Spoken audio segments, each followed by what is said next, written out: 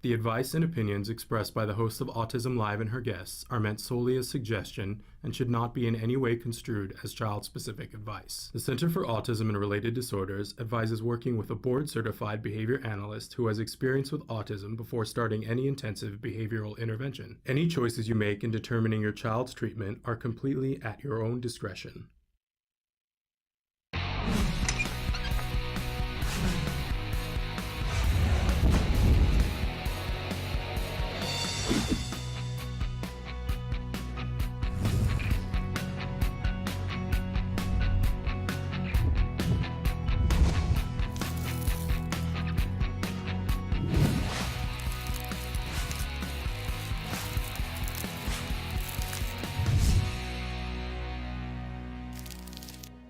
Good morning and welcome to Autism Live. I'm Shannon Penrod and we are webcasting to you live from Tower 1 in the Warner Center in Woodland Hills. This is the new home for the Center for Autism and Related Disorders headquarters, and it is also the new home for Autism Live. The current studio in which we are webcasting to you from is not our permanent new home. This is our interim new home, so if you're tuning in for the first time and thinking this is what it always looks like, I can assure you it isn't. This is our sort of Autism Live light. Our new studio is being built.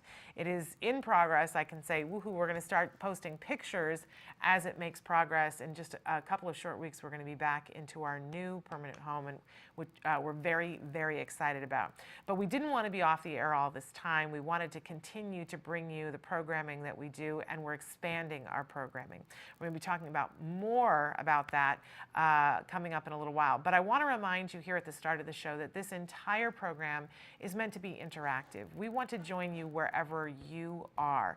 If you are a member of this community, we know that your needs are very unique and individual. You might be a parent of an individual who's on the autism spectrum. You might be a teacher who is having more and more students in your class that need individualized support for autism and other related disorders. You might be a relative of someone who's on the spectrum, or you might yourself be someone who is on the autism spectrum. We welcome all of you and everyone else who is a part of this beautiful community. We know, as I said, that you have individual needs, that you're looking for support and resources. And while there aren't enough resources out there, every day there are more resources available, and we want to help you to get to the resource that makes the sense for you to get to the progress that you want to see. So this whole show is interactive. We want to hear from you. What do you need? What are your questions? What are your concerns? How's your day going? Kelby's going to show you some of the different ways that you can be watching the show, some of the different ways that you can get in touch with us here. And I'm going to remind you while he's showing that to you that our homepage is autism-live.com. So much to do and see on that page. Please sign up for our free email list. It enables you to get our monthly newsletter and to get our weekly programming guides and insider information. And as you know, in the coming weeks, got a lot of stuff that's going on. We're very excited that there's an event on May 20th coming up, Temple Grandin and Friends. It is a musical evening with Temple Grandin and some really remarkable people. Danny Bowman, who's going to be joining us tomorrow, is going to be there. I believe she's the keynote speaker for the event. She'll tell us all about that. But we're going to have some updates about when we're going to be talking with Temple when she gets to town. We want you to be updated on that. And the only way you really can know is if you're part of the email list. So make sure you sign up for that. But also on our homepage, you can be watching the live show or the most recently recorded live show.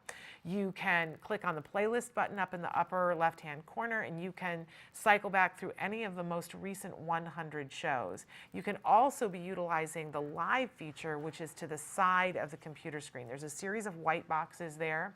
The one that says your questions, if you put your cursor inside that one, it's completely interactive. Put your cursor in there, start typing, hit enter, and you will be able to be talking with me or any of the experts or guests that we have on the show, which is really a wonderful thing when you stop and think about it. There is no cost for that. You do not need to have a username or a password. It is automatic, right? You just hit enter and it will show up on my screen, and in that way you and I can be having a conversation. I really hope that you will use that. I know that we don't ever get to everybody's questions, but we try to get to a great number of questions per week. And we love the opportunity to be able to interact with you. By the way, we don't know who you are or where you are because there's no login. We can't tie anything back to you, so you have complete anonymity. But if you want to have us get back to you about something in particular, there are a couple of different things you can do. You can include personal information in that transmission, such as your email address, your phone number. I am working my way through that, but I just get further and further behind. I will tell you, if you're looking for more immediate gratification and you need something personal, the very best thing to do is to email me. My email address is s.penrod@autism-live.com. I know some of you email me, you message me via Facebook, and that takes me a little bit longer. It takes me longer to get back to the things on the live feature because I have to convert it to enable to get at it when we're not here in the studio. So quickest way, I'm telling you, s.penrod@autism-live.com.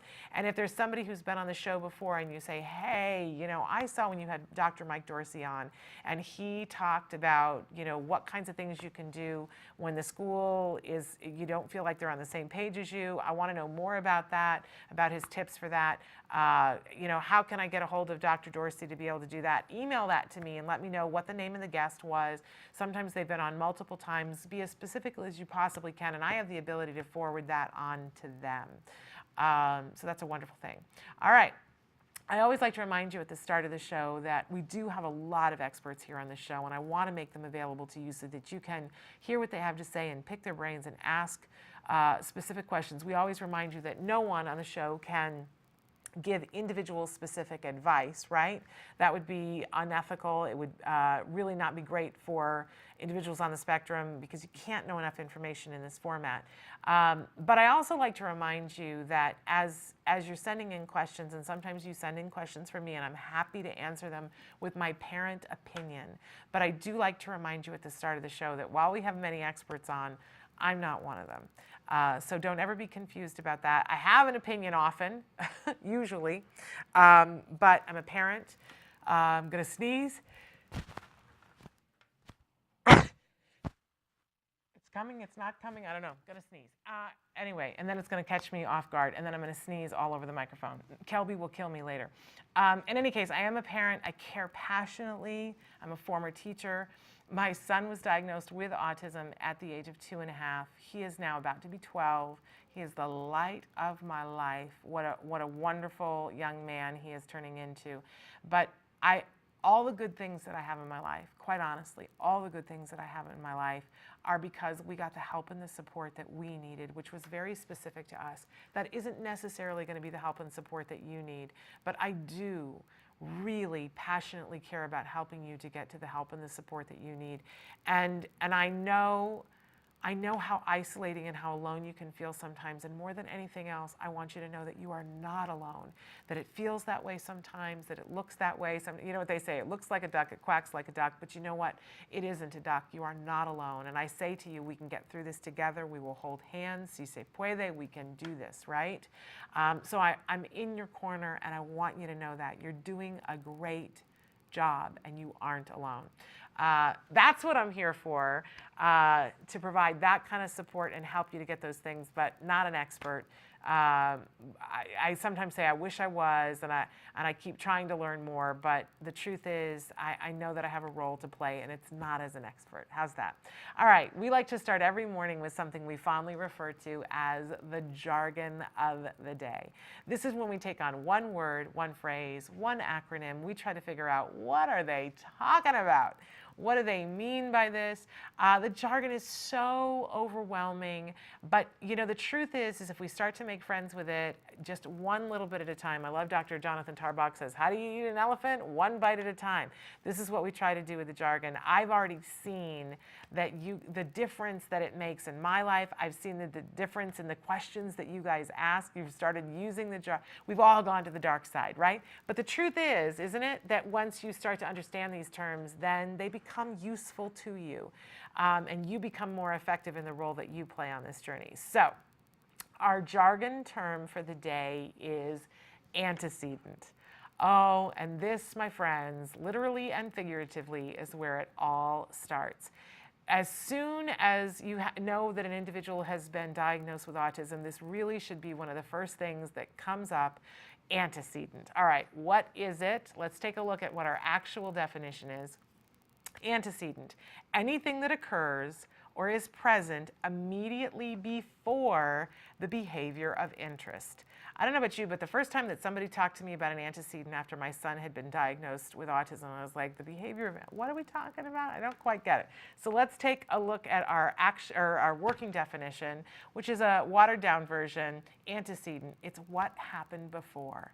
Anytime that something goes on and you find yourself in a discussion about a behavior that a child or a student or someone did, and it doesn't matter whether they are 3 years old or 103 years old, if there is something that's happening that wasn't what you wanted to have happen for whatever reason, or maybe it was something on the complete and total flip, something happened that you did want to happen, and you want to know more about why did this happen? Because I don't want it to happen again, or why did this happen? Because I want this to happen again and again and again. The first question you ask yourself is, what happened before? What happened directly before? And that's the antecedent. We learn very quickly, especially for those of us who have children on the autism spectrum, because you feel at sea, you feel overwhelmed, you feel like, I don't know what to do. We learn that there is something called the 3-term contingency, that when a behavior happens, it doesn't happen in a vacuum. That any behavior that you and I do and that we do over and over and over again, even though it looks random sometimes and you go, I don't know why the person does that, doesn't make any sense, you can tear it down to this 3-term contingency and say, something happened, and that's the antecedent, right? Then the behavior happened, and then there was a consequence. Don't believe me? Try this out. Think about something that you do every single day and try to figure out what the behavior is, what happens right before the behavior, and what happens as a consequence of the behavior. I'm pretty sure that every day you get up and at some point you eat a meal, right? So the behavior is that you eat. Why? Why do you keep doing that, right? Why at that exact moment, because sometimes we wait too long to eat. But what happens, what's the antecedent that says, okay, now this is going to happen? It could be that somebody offered you food, or it could be that your stomach growled, or it could be that you felt faint, you had waited so long to eat. But something happens that triggers, oh, I'm going to do this behavior. And then what's the consequence for eating? Well, hopefully the consequence is that you feel full and you feel better and you feel rejuvenated and you get more energy, right? So you can continue to engage in this behavior. Well, absolutely everything that we do repeatedly has this contingency in it. So we can look at this and have this be something that is powerful. If you've ever, I always use the example, I remember being at a doctor's office with my son, and he sat and was banging his foot against the seat over and over and over again. And it was a behavior that I didn't want him to do. And so what was I doing? I said to him, stop that. And then he did it some more, and I said, stop that. Don't do that. Why are you doing that? Stop doing that. Now I've got my hand over on his leg, and in the back of my head, he was probably 3 or 4, and I remember thinking, what am I going to do when he's 17 and he's bigger than me? At a certain point, I'm not going to be able to control this behavior. If he wants to do it, and in my head, I was cycling through all the things in life that were going to happen that I really didn't have control over. Because the truth is, the behavior itself, when somebody is engaged in a behavior, please, I mean, how often do we see reports on television where police or someone else is trying to restrain someone who's doing a behavior? It's ugly and it's not effective. And we see how wrong things can go, right? Because you can't stop behavior when it's happening. We don't have much control over that. But guess what? Guess where the power is? The power is in the moment before and in the consequence afterwards. So you'll hear us talk on the show about antecedent modifications. And I gotta tell you, it's the thing to embrace. Whether you are a parent or a teacher, if you can get there before the behavior happens, it's the keys to the kingdom. You can't always, and you gotta forgive yourself and everybody else for that. Sometimes the behavior is gonna happen, and then we put consequence strategies into play, right? But if you can stop a behavior happening before it happens, wow, it's a very, very powerful thing. So knowing what the antecedent is, recognizing that, and then coming up with a plan for what to do so that we don't get to the point where they need to engage in that behavior. I'm telling you, powerful, powerful stuff. So what happened before? It's the antecedent. That's our jargon for the day. You know that we always have a question for you, and our question today is plain and simple. What would you like to learn about autism? Gloves off. What is it that, is it just the definition? Are you curious about how did we get to where we are in terms of the history of autism? Do you want to know how do you get funding for therapies? Is there a specific type of behavior that you want to learn to circumvent? What is it that you want to know about autism? Sky's the limit. On Facebook today, write in and let us know, what do you want to learn about autism? And it doesn't have to be something practical. Like it doesn't have to be something that we know that there's an answer to. Like you can say, I want to know what's causing it, and none of us know for sure, right? So sky's the limit. Vent, rant, do whatever you have to do. What do you want to learn about autism? And hopefully we'll get some time a little bit later on to talk about that. But our topic, we always have a topic for the week, and our topic this week is that knowledge is power. That we have the ability, if we can learn, to convert that into progress. And I talk with you guys all the time about how it's so important to be clear about what are we doing and why are we doing it. And quite honestly, we can get bogged down in semantics about this, that, and the other thing. But if we say to ourselves that what we want to do is make progress, isn't it amazing how everything else sort of falls away? If we want to make progress on a goal, that doesn't mean, you have to do X by this date, but if we want to make progress, real meaningful progress, I think we can all get behind that, right? And honestly, progress is possible for absolutely all of us, no matter where we are in this autism community, but knowledge will help us to get there. So being able to learn about things, being able to have access to the knowledge of people who've already been there and done that so that nobody has to reinvent the wheel, a pretty incredible thing. We've got some amazing announcements coming up for you that I'm excited about, and an incredible show for you today. Some of the things that we're going to be talking about today. First up, we were able on Friday to pre-record an interview with Cecilia Knight, who is the head of IBT, the Institute for Behavioral Training. We've been talking to you about the fact that they had something amazing coming up. It's here, it's now. And in fact, it's now for the next 4 days. This is one of those things where I'm going to ask everybody to get involved and tell everybody you know. There is a 4-day window of opportunity for you to get all the parent e-learning from IBT for free. And we're going to be telling you about that and how to do that in just a couple of minutes. A little bit later on the show, we had a big busy day on Friday. We pre-recorded an interview with Bob Epner. He's from the David Arthur Center and the David Arthur Foundation. He is, gosh, I hope he doesn't mind me saying this. I think he's the Buddha of autism. I had such a wonderful conversation with him both on and off the air on Friday, and it really, I can genuinely say, helped me so much at a time and on a day when I needed it. You know how I say to you, we hold hands? Oh my gosh, Bob Epner held my hand on Friday, you guys. He's an amazing, amazing dad doing something really amazing in Manhattan. So we talked with him a little about that. In our next hour, in the 11 o'clock hour here on the West Coast, Elaine Hall from the Miracle Project is going to be here. And she's bringing a very special guest, Nick Brody.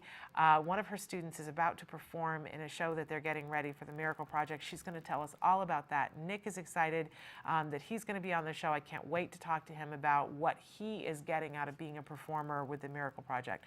So we're going to do all of that and ever so much more. Kelby, are we taking a break first and then coming back with Cecilia? Okay, so we're going to take a break first, then we're going to come back. You're going to hear all about the parent e-learning, but get ready. You're going to want a pen to take down some information because you've only got the next 4 days to register. You do not have to complete the trainings in the next 4 days, but 4 days to register. So right back with Cecilia Knight after these messages.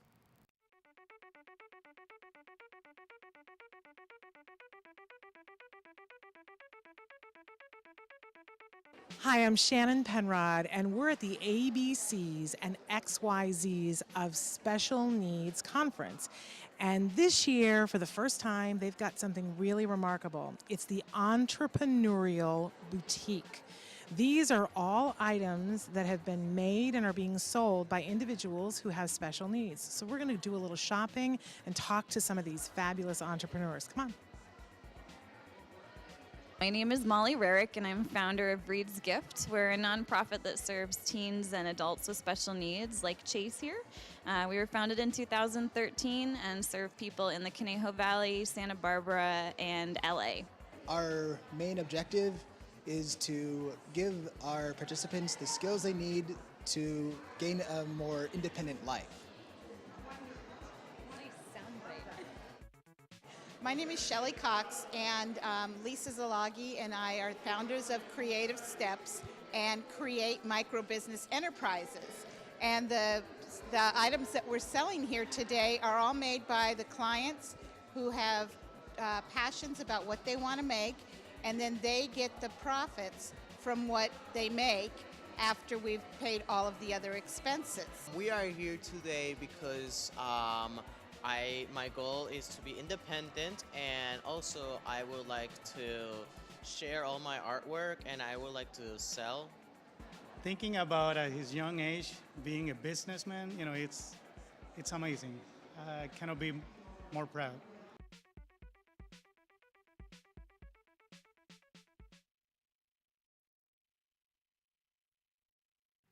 Welcome back to Autism Live. We've got a very special guest who's with us today. Cecilia Knight is with us from ibehavioraltraining.com, which is the Institute for Behavioral Training, something that we love and talk about here on the show all the time.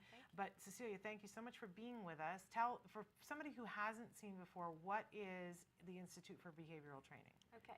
Well, we like to say we're a one-stop training shop for anyone who is impacted by autism, whether that is a parent of a child with autism, or an educator who has a child with autism in their classroom, or maybe a practitioner, someone who is a BCBA or a supervisor of their child's ABA program.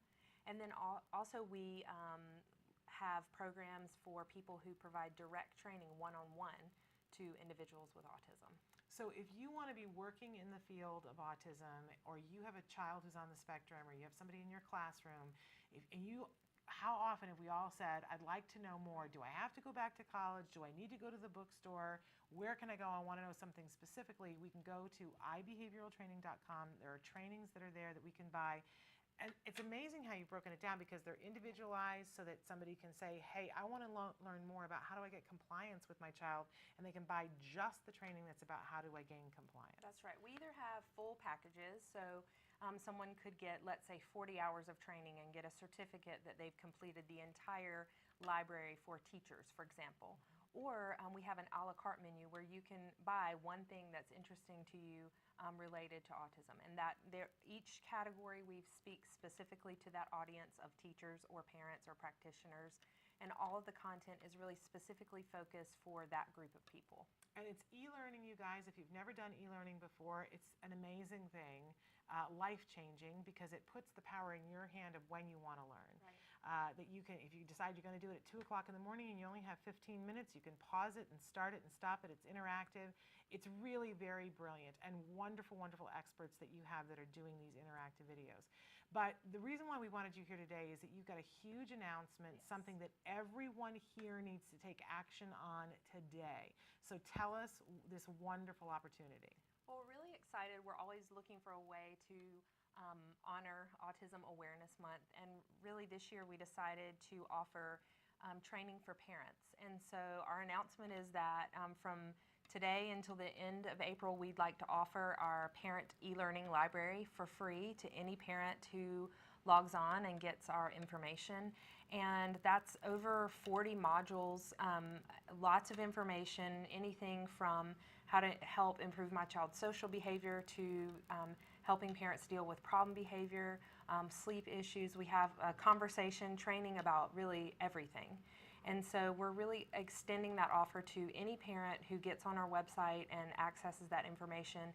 But you need to do it before the end of April, and then you have about 3 months to finish the e-learning once you get the access. Okay, so to be clear, you've got to sign up Right. for it before May 1st. Right. How do they sign up for it?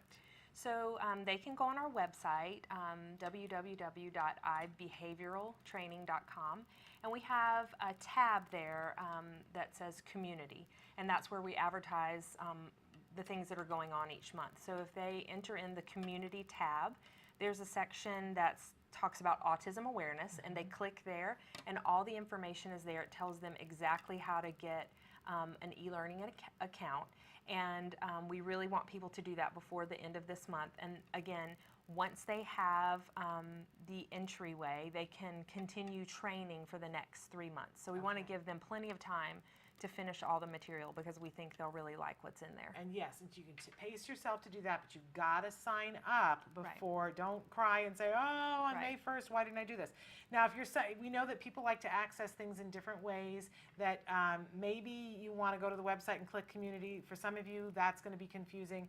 Kelby has up the direct link on the screen right now. It's www.ibehavioraltraining.com/IBT/autism-awareness-training.aspx. So that's another way that you can get there. Yes. And we also want to say something that I'm excited about that's very tied to this.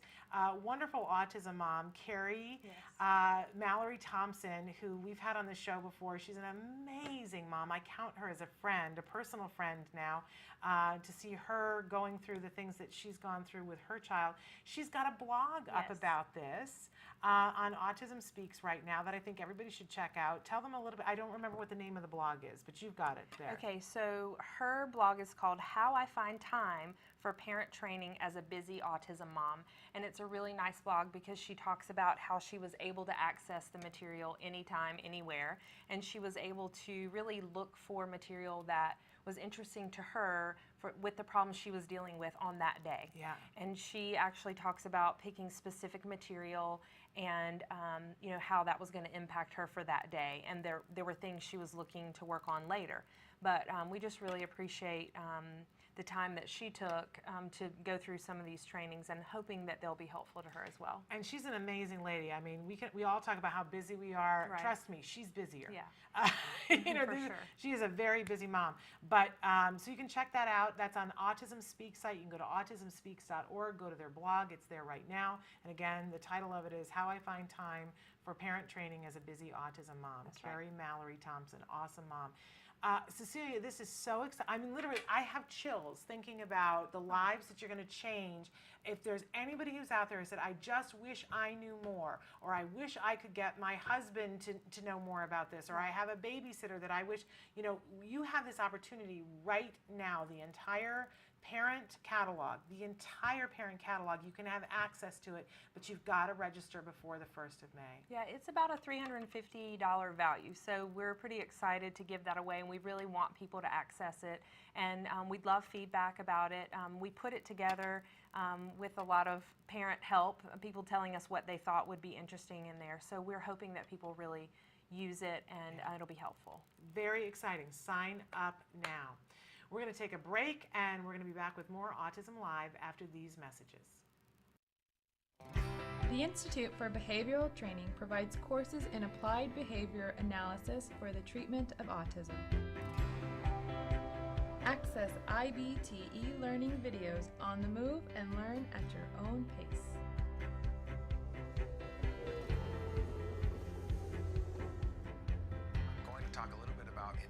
IBT e-learning makes any location your classroom on the go. So our objectives for today are to really learn what is autism and how is it diagnosed. Get professional guidance with IBT face-to-face training. IBT face-to-face training courses prepare you to effectively implement ABA-based interventions. Choose between small group and one-to-one instruction. Earn BCBA supervision hours via one-to-one video conferencing. So I had a chance to review your VIP today. You know what? It looked really good. You did a good job with it. IBT, continuing education courses. Earn credit through webinars, conferences, article reviews, and e-learning videos. You can learn more at ibehavioraltraining.com. IBT, 360 degrees of ABA training. Welcome back to Autism Live. So again, I want to say a huge thank you to the Institute for Behavioral Training. I know that many of you, we posted that video on Friday before even showing it on the show because we wanted you to have access to it as soon as you could. Because I have a saying about, when your kitchen is on fire, you got to do what you got to do, right? And they have to take care of it right then. Well, I'm telling you, the kitchen is on fire right now. This is something that, I'm not kidding and I'm not padding it, has the ability to change your life today. All you have to do today though, do not misunderstand, you don't have to do all the trainings today, but you do need to register. You need to open an account, and once you open an account, you'll have 3 months in which to use those trainings. You can start using them today, and they're free, the entire library. They didn't cherry pick and go, well, we think this lesson would be good for you. This is all for autism awareness. It is just until the end of April, which means that you have until Thursday at midnight, I believe, Eastern time, to register. So the first thing that I want you to do is that you need to go and register. We have links on our Facebook. You can go to ibehavioraltraining.com. You can click on, don't click on the Parents tab, click on the one that says Community, go there, and then they have 3 different specials that are there. There's one for Hawaii, there's one for something else, and then it says Parents for Autism Awareness. Click on that one. And then fill out all the information. You will be given a username and a password. Do that right now. If you put it off, you're going to forget, and then you're going to kick yourself on Friday, right? So I need for you to turn this off if you're watching right now and go do it now. This has the ability for the next 3 months to give you the keys to the kingdom so that you can train yourself to do anything that you want to do in the home with your child. There's so many different topics to choose from. You don't have to do them all. You can do the one that you want to. You can make your significant other do them. And I say make, but because, sometimes you got to push and prod to get people to do things. You show them to your mother-in-law, right? Share them if if there's somebody that you need to share it with, but go and register for it right now. Now, here's the next thing I want you to do. As soon as you're registered for it, I need for you to take personal responsibility to tell every single parent that is within your circle that this opportunity is there. And let them, tell them, and you got to do it, right? Let them take the responsibility for doing it. You don't have to hound anybody, but you know how this works. If you sign up for it and you do this, and 3 months from now, you're talking to your best girlfriend, Betty, and she says, wow, what did you do that made such a difference? You go, oh, I got those free e-learnings from IBT, and she's going to look at you and go, and you didn't tell me? So don't do that, right? Tell everybody you know. Share it on Facebook. Let people know that this opportunity is there. And then use it. Please, please, please, please use this. You cannot sit and say there are no resources, nobody is teaching us how. You cannot say that. It's free. It's available to you. And then if you have questions about something you learned there, you can bring them here and we will help you to get. But this is amazing that you can be watching at 3 o'clock in the morning on your own time, and it's free if you register between now and Thursday at midnight Eastern time, I believe is the scale of that. Okay, very quickly, I want to very briefly answer a question that somebody wrote in because you wrote it in about 8 times, and so I hear you that you need to know the answer to this. And there are other people who can benefit from this too. The question came in, is there any resources for helping children with high functional autism go to bed and stay in bed? Come here, air hug. Because I feel your pain. This is tough, right? And it comes at a time of day when we're spent, right? And to be able to get that child in bed and stay in bed. So here's what the research has shown. That a very simple strategy that we refer to here as the bedtime pass works. And by the way, this works no matter what age the individual is, because you're going to scale this to what is useful to them. We have a template that we have done before that's called the Bedtime Pass template. We're going to find it and we're going to post it on Facebook a little bit later on today so that you can have access to it. You can make it yourself, or you can just print ours out and cut it out and be a little artsy-craftsy creative. But here's the principle of it, okay? That the first thing that you need to do is for about a week, maybe less if it's driving you absolutely crazy, but I would say at least no less than 3 days. You are going to get a sheet of paper and you're going to take some data, because we're looking for what the scientists call a baseline. And that every night your child goes to bed, and you got to do it across multiple days, at least 3, so that you can get an average. You're going to see how many times your child gets up out of bed. Why? Because we need to set you and the child up for success. And you're not going to comment on it. You're not going to exhaust yourself and getting furious. You're going to schedule a nap if you need to make up for the sleep that you lost because your child was up, right? But get a baseline of how many times on average they get up out of the bed, okay? So let's say that it's 22 times, right? Which would be miserable, but you know you're starting at 22. So we are going to create 22 of those little passes. You might have to just print out multiple ones, and we're going to start from there. And you're going to say to your child, you get 22 passes to get out of bed tonight. And if you use only the 22 passes, then in the morning you get whatever reward that it is. And you literally give them the passes. And every time they get up out of bed, they have to trade you a pass for having got up out of bed, whether it's to go to the bathroom, get a drink of water, to talk to you.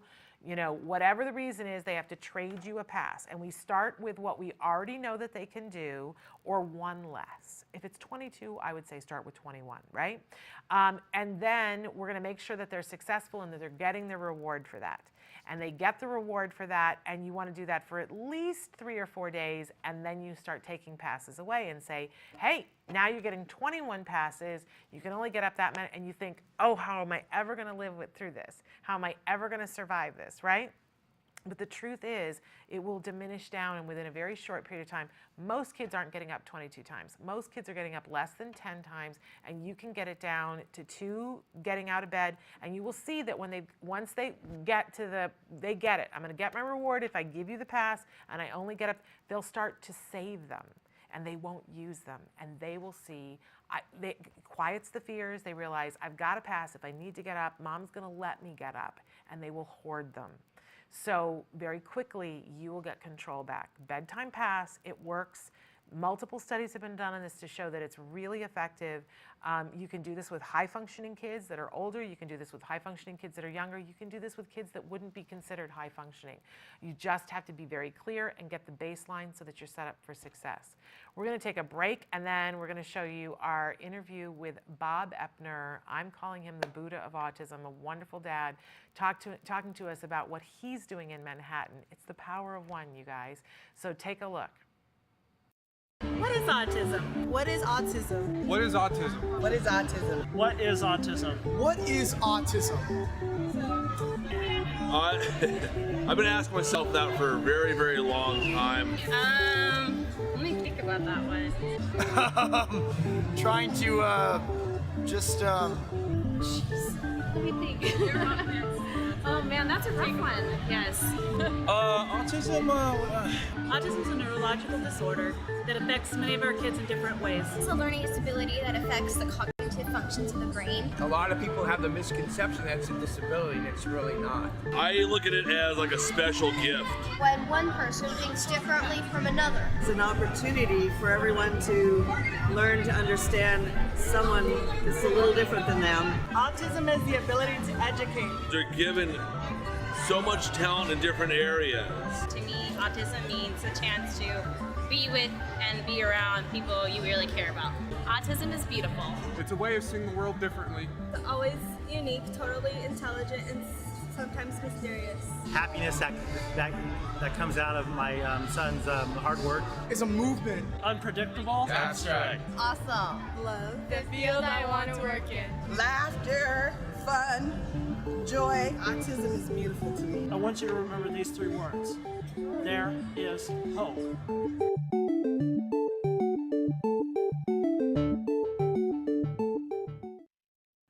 Welcome Welcome back to Autism Live. We're here right now with Bob Epner. We've had him on the show before. He's a wonderful guest.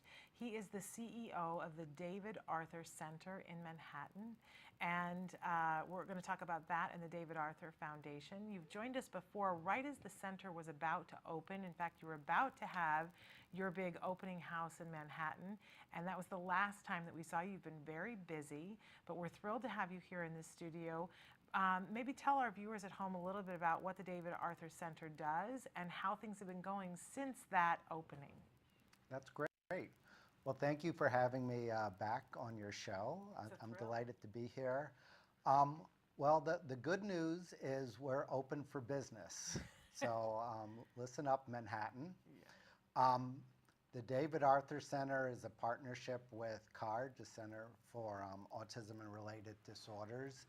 And CARD is using our center to provide center-based services to adults and children. We had a great grand opening last fall with just all sorts of people from the community and parents and interested people. And the center is gorgeous. And we've been, building up the staff and services there. We're in a building that's also part of, owned by the Episcopal Church, and we benefit from an outdoor garden and a kitchen. So our children and, adults who are there can make use of those facilities. And just my own son, and he's David Arthur Epner, so he's what we named the foundation for. His after-school sessions with CARD is now at the David Arthur Center, and I'm working there now, so I get to see him, and he seems to know that it's named after him, and he enjoys coming there. He's 15, and we can already see how this is going to relate to transition and adults, because it's a working office, so he gets to make copies, and he files, and he shreds paper. But they also use it for social interaction. So they have Friday afternoon teen night. So he and others his age get together and they will make salsa and they have chips and they watch movies and play games. So it's a lot of fun. And he has a girlfriend who's part of that, so wonderful. I get to see him, and he's like a little gentleman with her. So we're at the early stages of seeing how this is a center that will support vocational skills, life skills, socialization, and we're excited about that. Absolutely. And I want to ask you, where in Manhattan are you, and how can people find you if they would like to come to the center and think about getting services? We're off 5th Avenue and 109th Street on near the northern part of Central Park. And perhaps you could put up the name of the manager for CARD, okay, and the details for that. So they can still go through the same admission process for CARD. They can call the 888 number for CARD. Wonderful. We can make sure that people do that. But lovely that you're in Manhattan, and actually a beautiful section of Manhattan. It's lovely there. So I love it when we have, because you're a parent and you mentioned that, and that the center is named after your son, and that you have a foundation that's named after him too. I always love to mention for parents that are watching how amazing it is, the power of one person, that here you were, and you have this wonderful son, but clearly you must have seen that there weren't enough things for him to drive you to be in a position to create these things that not only help him now, but help so many others. How difficult was it an easy thing for you that said, you know what, there's no center, I'm going to make one, and then you just did, or was it quite a road? Well, the setting up of a foundation legally is not hard to do, but we thought it's an important step that sort of, as you take these steps, it feels more real and you start moving forward. And this large space, it used to be the basketball court for this church. It's a huge space, became available to us. So my wife belongs to this church, and it was way more space than I needed for the foundation and for I have another software business. And I already had a great relationship with Cards, so just, you know, by having this space, we took this on and paid the full rent and said, we think we'll find partners who will be similar in our mission, and reached out to Card, and they were excited to take this. So, you know, I think things happen when you take a step and you give others an opportunity to join you. Well, I think that you're really inspirational. You've been inspirational to me all day today. I think you're one of those people who sees a need and decides to fill it. And that's something that we can all learn from. So I want to remind everybody, utilize the center, and if you're in the Manhattan area and you're looking for services, a wonderful place to look. Tell us, what does the foundation do? What's the purpose of the foundation? The foundation is dedicated to the development, creation, and scaling of integrated, world-class communities for adults with autism. So that's our goal. Right now, we're doing some things that are sort of supportive of that, because we think in an integrated community, we envision these adults being involved in sports and in education and in religion. So we've taken some opportunistic first steps. That we had a connection with the ice rink in Central Park, so we started the first special hockey team for adults and children in Manhattan. So we had a great first season. We had 20 players, 20 coaches. We had a coach for each player, ages 5 to 28, and everyone loved being a part of it. And we're all set to start season 2. And just this morning, the league we belong to, it's called the American Special Hockey Association. We asked for a grant and they approved it. So we have money for equipment and jerseys for next year. So I'm excited about that. Congratulations, that's wonderful. On both counts, starting this and then getting the grant. I love that. So we have that. Separately, we're doing some things, you know, funding is important, and I have an insurance background, so we're partnering with a very large insurance company to develop an autism policy that will pay a benefit if your child's diagnosed with autism. And so that's something that we're working to develop, which is, if that happens, that will be a very prominent thing. And we're working with religious institutions, because we think they're already in this space. So our office is in an Episcopal church building. We're working with Jewish organizations that we belong to, synagogues, the JCC, and so that's sort of another prong. Eventually, we want to do research with existing communities for adults with autism, to learn from them, and then to take sort of the best of the best and work on a design for a community. Did you get to see the article, the piece that they did on Dateline a couple of weeks ago? There was a lot of discussion about it, where they for 3 years, they followed 2 families with boys that were about to age out of their autism programs, reaching the age of 21. Did you have a chance to see that? I did. I didn't see it from the very beginning, but I saw that, yeah, and they talked about this sort of cliff of services. Yes. And how these parents had to scramble and find new funding and sort of a new path. And I find it fascinating, because we've been talking about that on the show, about that cliff, and how the cliff changes because more and more people like you come to the space with more and more solutions. But what's striking to me as the mom of an 11-year-old is that I have been learning in the last couple of years how far in advance I need to think. that he's 11, but that I need to be thinking about what happens at 15, and that I need to be thinking about what happens at age 18. But a lot of us are so caught up in the moment we don't see it. Now, you strike me as somebody who is a strategic planner of the first order. I know this from your business world, that this is something that you're really good at. At what point did you look at your son and say, I need to start getting things in place for when he's an adult? How old was he when you started thinking about that and saying, I'm going to get on this?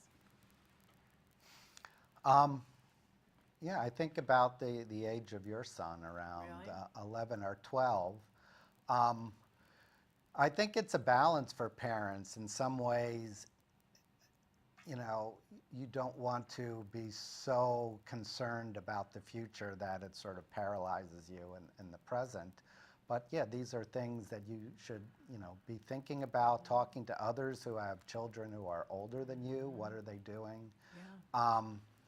And also, I started the foundation to realize while there's good options, there's really not enough good options. And so, even if I was able to get my son into one of the few good options, there's a need for sort of just a bigger volume and scaling of where all these children who've benefited from services like CARD are now at a much higher functioning level than they would have been in the past, and they should have great communities that sort of, pick up the ball at that point and allow them to live, as independently and as fulfilled a life as, they're destined to do.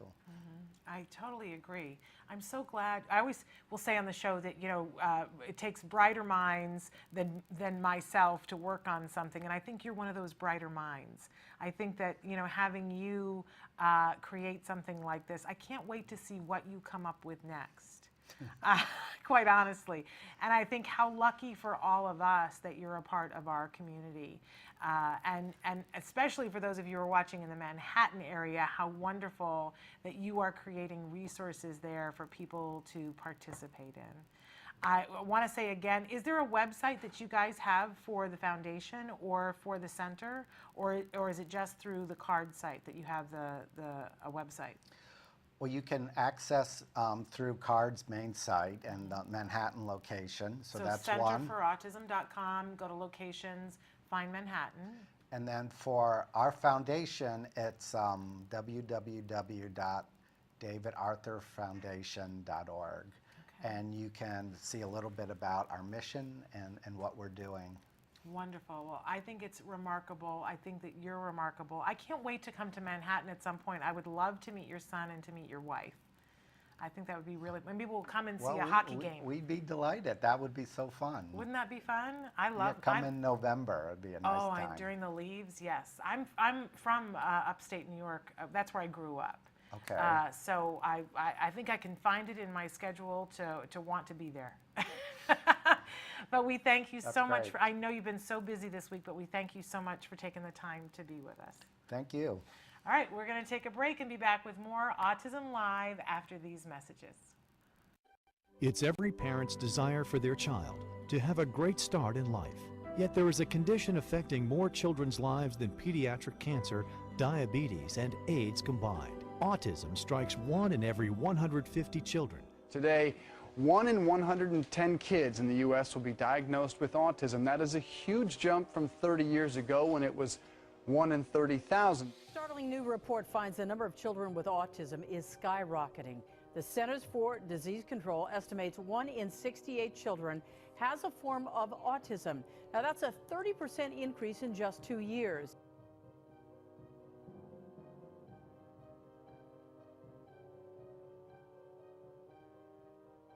Well, a lot of the children and all the accomplishments over the last 20 years, I'm thrilled.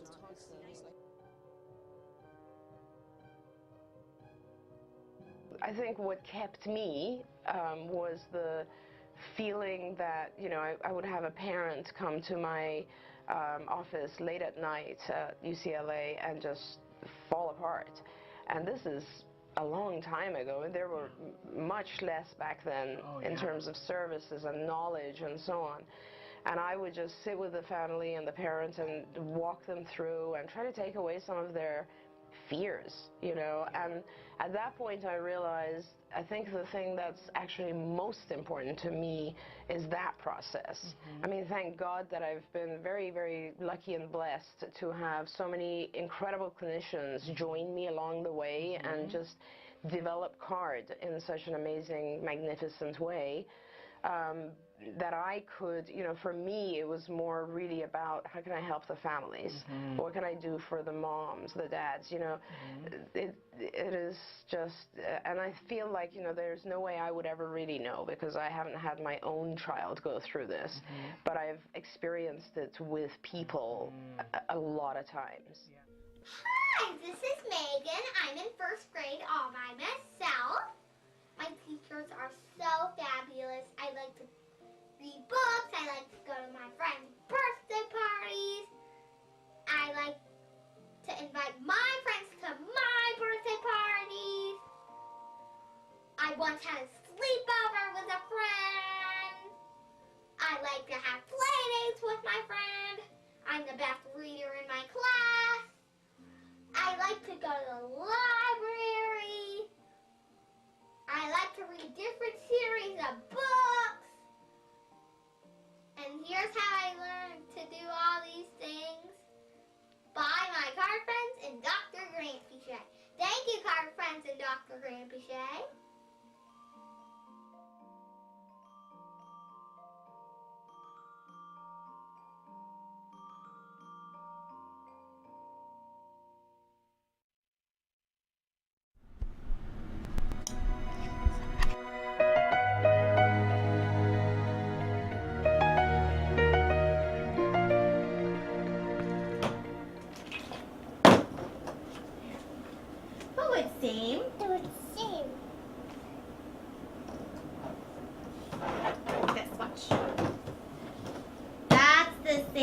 Okay, now you try doing it. So it seems. Go ahead. Go with seam. Like this. Watch. That's who it seems. You try. Who it seems. Right here. Yeah, there he goes. That's the seam. It's a helicopter. Very good. If you're going to describe like ABA to another parent, what would it be? The whole point of ABA is that you teach him how to teach himself. And I don't know that that is necessarily, I guess I didn't realize that that was supposed to happen from the beginning. I thought that now it was all a lot of work with him, and then later he would start to figure out how to do it for himself, but he's already doing it. And you know, repetition is the underlying thing, because for, I think, young kids in general, but certainly with kids with autism, it takes them a little, I think it takes them a little more time. Touch car. No, try again. Try again, okay? Yeah. Okay. Last one. Touch car. Yeah, touch it though. Touch car. Good, what is it? What is this? What is this? Yes, car, okay. And I don't think we completely appreciate how much work he's doing to learn, because it's normal for us too. I mean, this is what he has to do to learn these things, so it's now become normal for us. It's still hard to sit out here and listen to the monitor and hear them repeatedly ask him to do something where he's upset and he's crying, but it always works out. It's a reminder of just don't give up, because he always eventually accomplishes what they're asking, and then I hear the reward. I hear him jumping up and down and them cheering.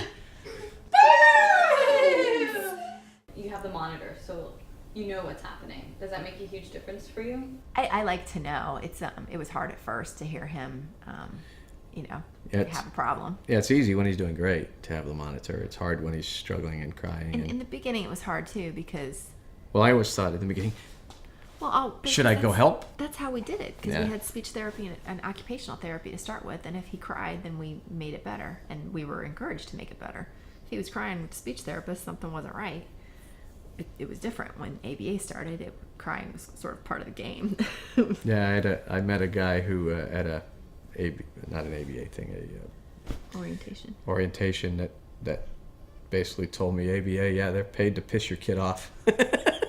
So I tried to remember that. They're paid to piss him off. Right, I That's noticed right. one day, like, he was really pissed off, and that was because he wanted to poop. And, Yeah, you know? that was actually a rough day for us because we felt like we'd abused him almost. That we really I mean, ever. I got what she was trying to do with him. I understood that, he wasn't being compliant. But then once we realized what it was that he wanted, it was just And like... he just wanted a moment to go sit in a corner. And like, us adults, we would say, see ya. But no. Well, and I took He him couldn't. back, and when I was changing him, the whole conversation he and I had was, all you have to do is tell us. And I had him repeat, 4 or 5 times. Yeah, that was a bad day, though, for us because we felt like we had let him down. Well, and Anything? and how and I've thought about it probably a dozen times. He must since have been then. miserable. He was really upset. And But would it have been the right thing for us to rescue him and be like, what, can we just let him go? And I don't know what the right answer is. well, we didn't think of it, and they didn't think of it. We didn't know. We didn't know what he was trying to do, and we didn't know if he was just being ornery or if. but it's a thought now.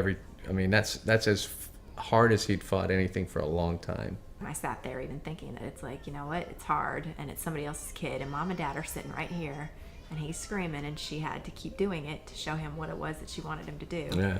And that's not easy, and I respect that. Yeah, she had a hard time, I'm sure. It's got to enter their mind that mom and dad are right here, and I'm pushing him so hard that he's I almost heard a couple 4-letter words from a kid who doesn't talk really. But that was good for us to see Yeah. too, that it's like, because we don't know how far to push him when he's behaving. But that we way. also have to remember that we're the parents, and that well, maybe there's something else going on. That's a lesson there for us, is that maybe we should have. Well, and next time. We've even acted differently since then. That if we see him going into the corner, we're trying to give him words, to tell us what it is that he's doing, so that the next time something like that happens, if he needs a minute, that he can I never thought I'd vocalize it. have this conversation, but you just, Jack, can you just say poop? I'm pooping. Can you say that? And it's that would never happen again if he gets that skill. That would never happen again. Daddy, you gotta poop, or daddy poop, or whatever. Mommy and he will. poop. Like kids. He's getting there. Kids do, and he's learning. He's definitely learning the value in words. Yes, he is. He's learning that he gets not necessarily everything he wants. He gains from his vocabulary now. He gains specifics. How about you guys? Like, you talk about how he's adjusted and getting better. How have you guys been adjusting to diagnosis, the therapy, the We're good. 30 hours over top of your 30 hours? We're good. It's all good. No. I'm just physically tired. Other than that. Strangers that used to come into our house are now friends. It's not the same thing. And I think it's become our normal. I don't think we would be we'd be sad for obvious reasons if it ended, because we want our son to get all the help that he can get. But yeah, to have a week without people coming in, I think would be like really cool. We'd be okay with it. But having said that, we love everybody that comes into our house.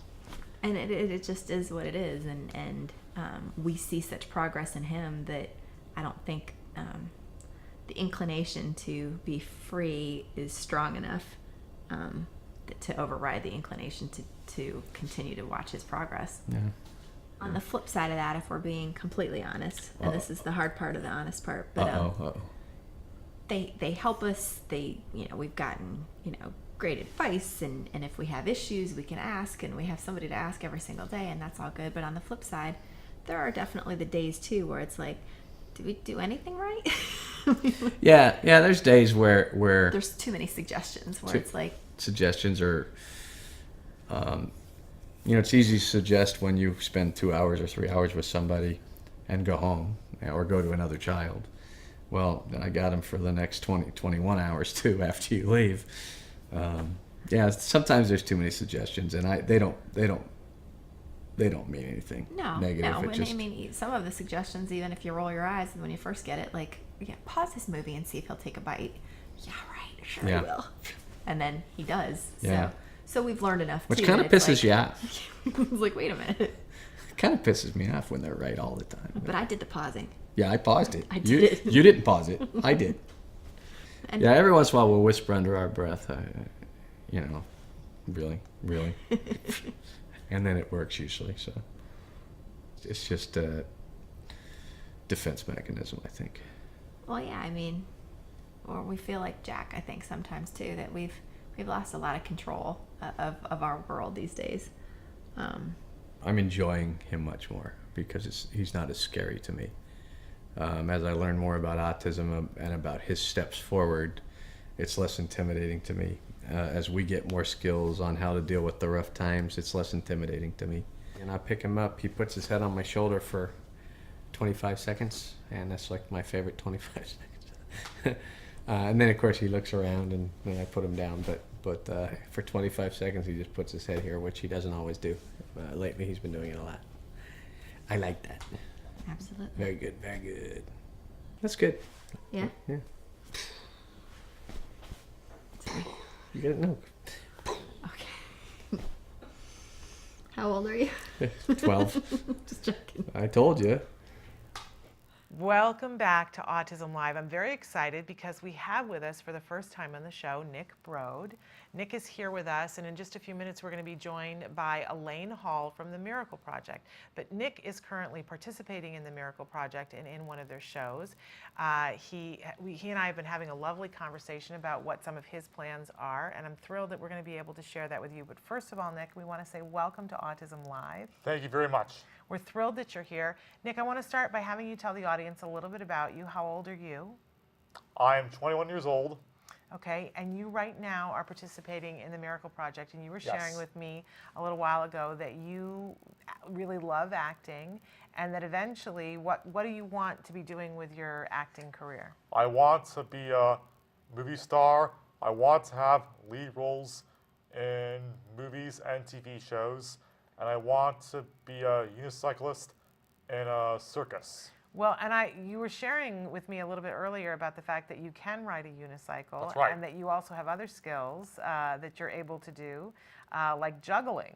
Yes, I want to juggle in a circus and juggle at birthday parties. Okay, so when did you decide that you wanted to ride a unicycle? How old were you? When I was 8.5, I learned how to ride a unicycle, and then How long did it take you to learn? Was it something you just picked up really quickly? Yeah, since it took me, when I was 10.5, I could ride all. That's amazing. That's and so and then at the same time, did you decide, oh, I want to learn how to juggle too, or was Yes. that okay? So you can't juggle on the unicycle, right? I can. You can. That's amazing. How many balls are you juggling on the unicycle? 3 balls. Wow, that's got to be hard. How long did it take you to learn how to do that?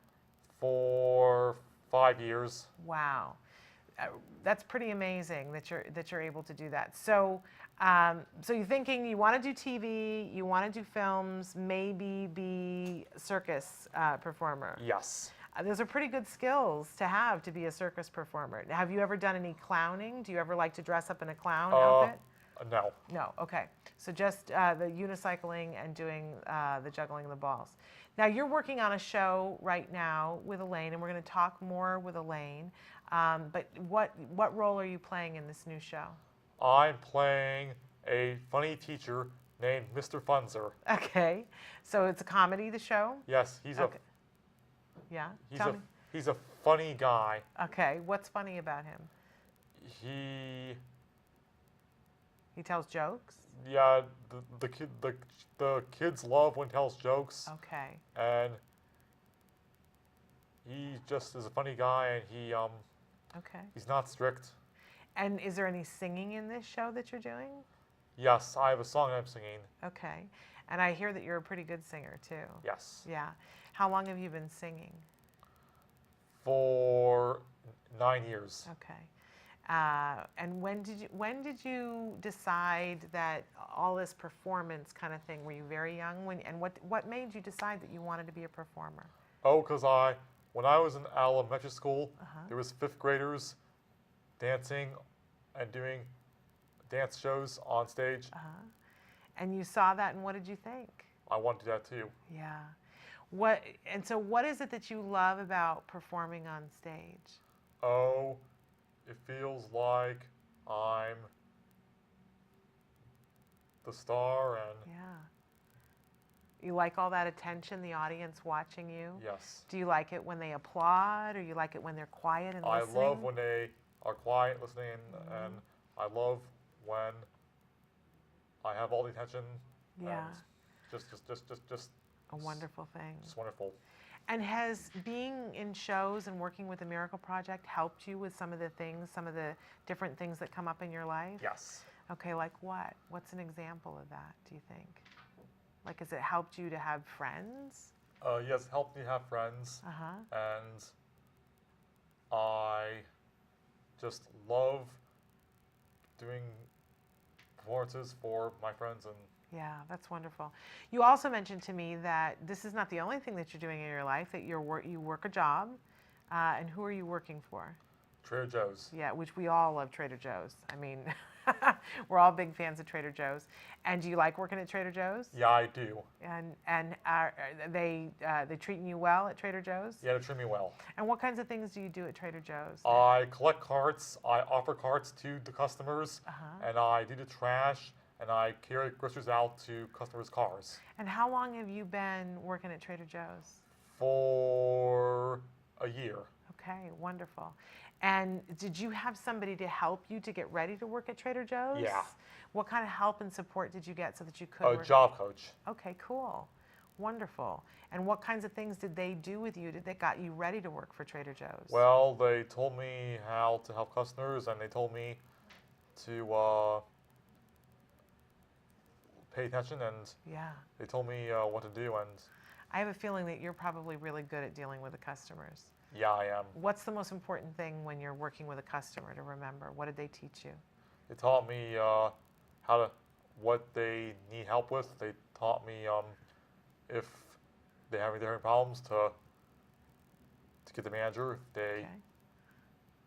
And I imagine, just being nice and helpful, right? That's like sort of the key. That's what we all need. We need more customer service people who are willing to be nice and helpful. Yeah. I personally, I love Trader Joe's. I'd love to come to Trader Joe's and have you help me. That'd be a wonderful thing. Yeah. Well, we're going to talk some more about the show as Elaine gets here, and we'll talk with her about some of the things that are happening with the show, and let people know about where to go to see the show. Because the show is gonna, you're having your big opening soon, right? Yeah. Do you know when opening night is? Sunday night, and Sunday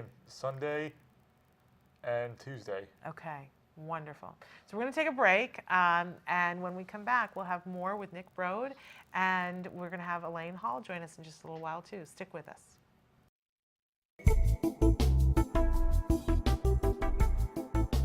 Skills is an online program that provides assessment, curriculum, positive behavior support planning for challenging behavior, and progress tracking, and it does this all in one place. The skills assessment and curriculum addresses 8 areas of development, which even includes advanced higher level areas such as executive functions and cognition, which pretty much makes skills the only ABA-based set of curricula for teaching more complex skills, things like problem solving, planning, self-management, perspective taking, and even inferring and predicting others' private events. Skills is a 4-step system. Step 1 is to add the child to your account. Step 2 is to start assessment. The skills assessment is the only ABA-based assessment with psychometric research demonstrating the language subscale to have excellent reliability. Every area of human functioning and typical child development from infancy to adolescence was researched, making the skills assessment the most comprehensive of its kind in the world, and we're quite proud of that.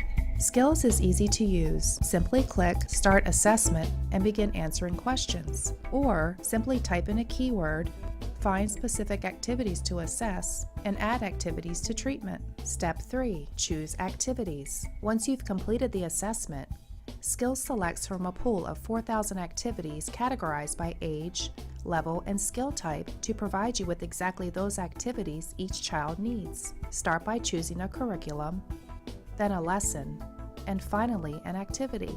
Click the information icon to view prerequisites, ages in which targets develop, examples, and IEP goals. Click the video icon to watch a short video. Once you've identified an activity you want to teach, adding activities to treatment is a snap. Step 4. Start treatment. Here you can access customizable activity lesson details, add your own customized targets and exemplars, and edit an activity status such as introducing or mastering it.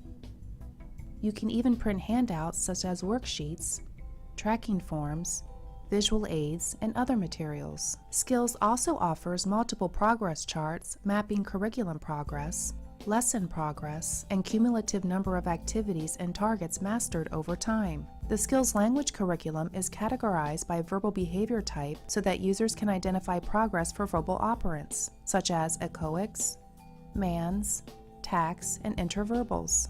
Skills is one of the only programs that provides the ability to write behavior intervention plans, or BIPs, for challenging behavior. With just a few clicks, the outline of the behavior intervention plan is written for you and ready to be printed and implemented. You can learn more about Skills today and get started by visiting us at www.skillsforautism.com, or you can call us at 877-975-4559. Skills. Progress starts here.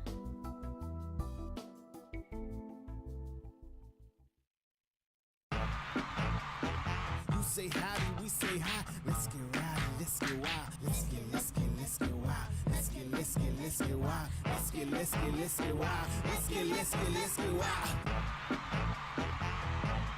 Hey, welcome back to Autism Live. We heard you. Everybody wants macaroni and cheese. Yeah, but we're gonna make it allergy free. But here's what's the crazy part of this macaroni and cheese. It's actually healthy. And it tastes good. Yeah, it tastes really good. That's the most important part.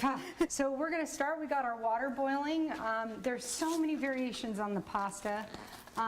We're using today a corn pasta. We can verify with the manufacturer that we have a GMO-free product. So let's go ahead and put that in there.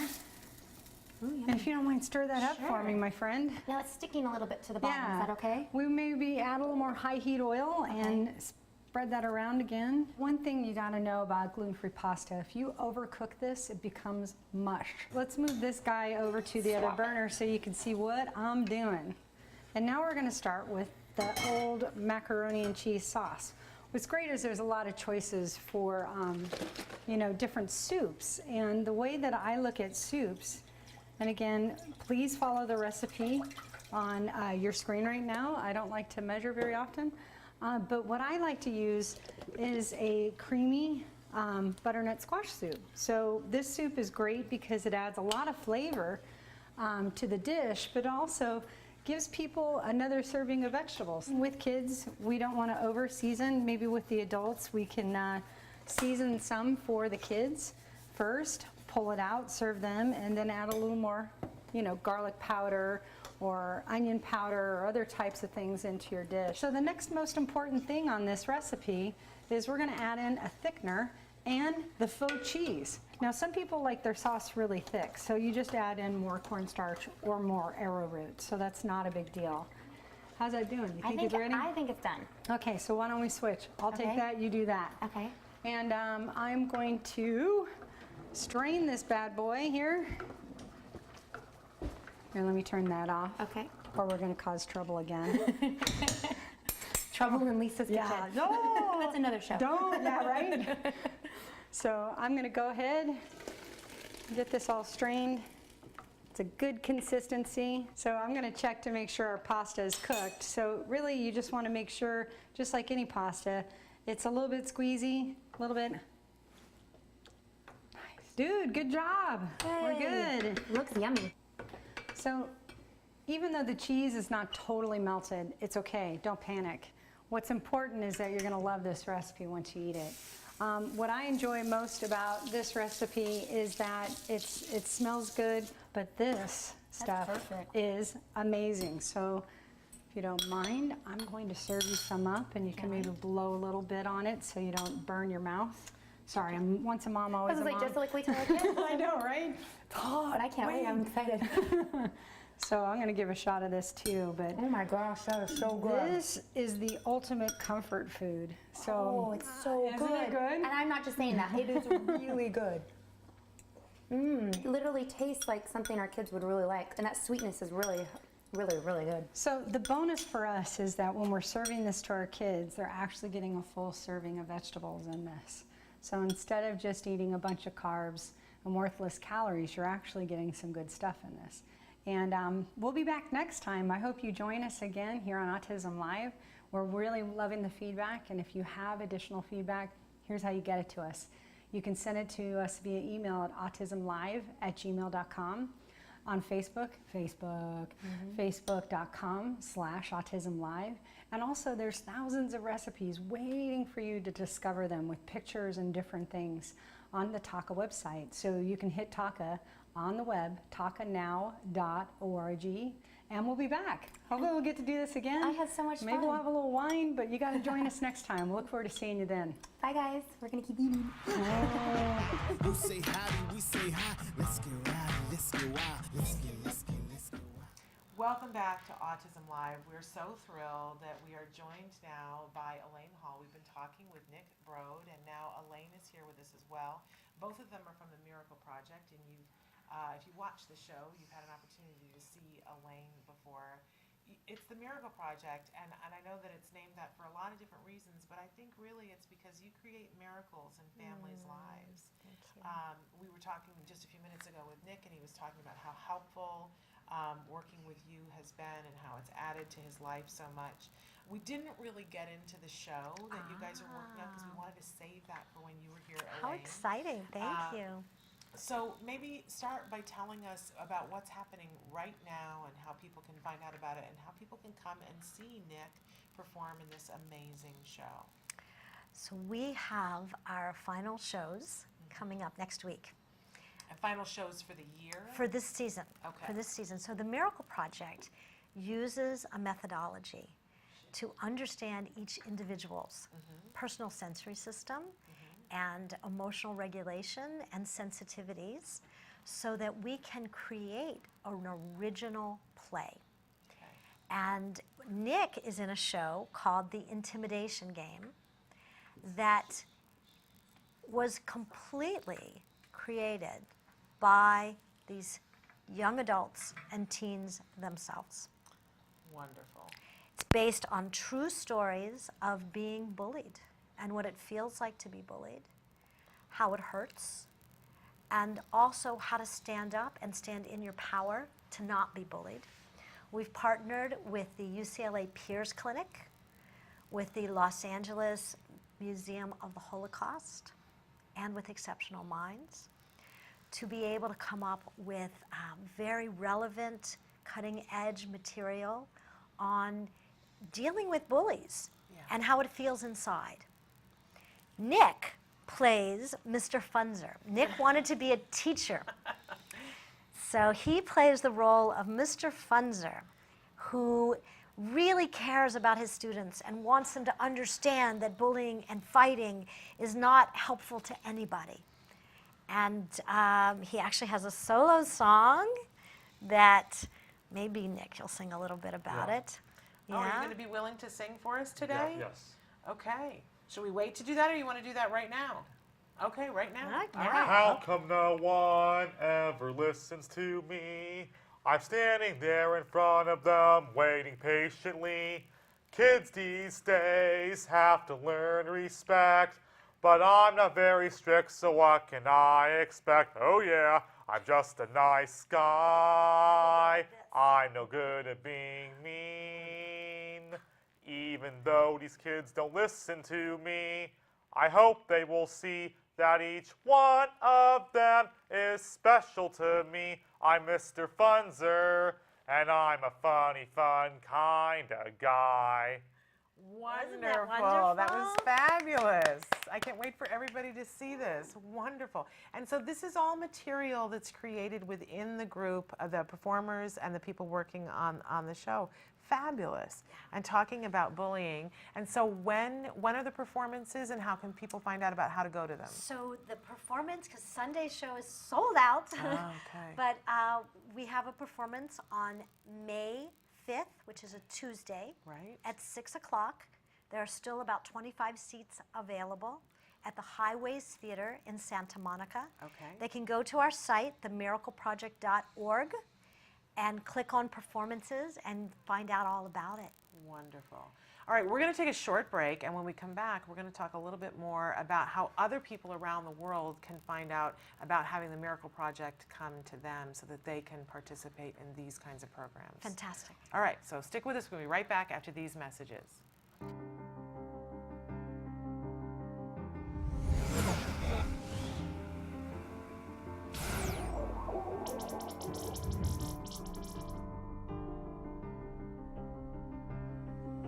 Torin.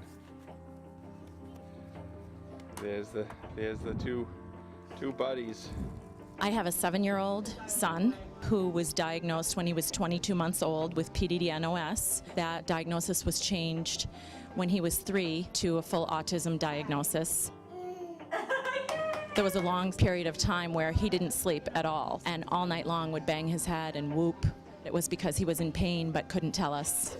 We're gonna back up, showing the speed and grace of this guy.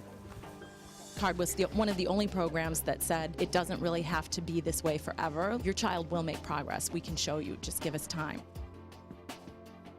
We started services with CARD when my son was 3.5. Shortly thereafter, my daughter was also diagnosed and started her immediately with services. And I'm pleased to say that I think she's doing exceptionally well and will probably lose her diagnosis in the next 2 years.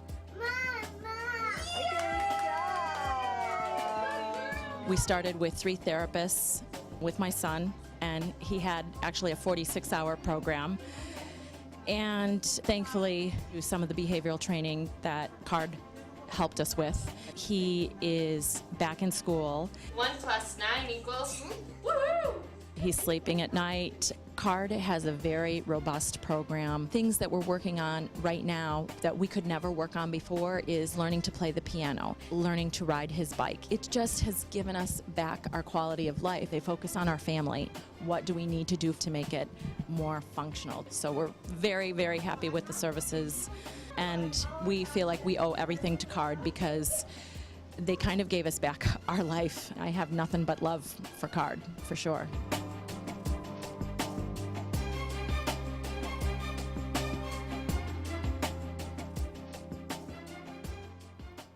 Welcome back to Autism Live. We're so excited because we're here with 2 wonderful guests from the Miracle Project. Elaine Hall is here with us.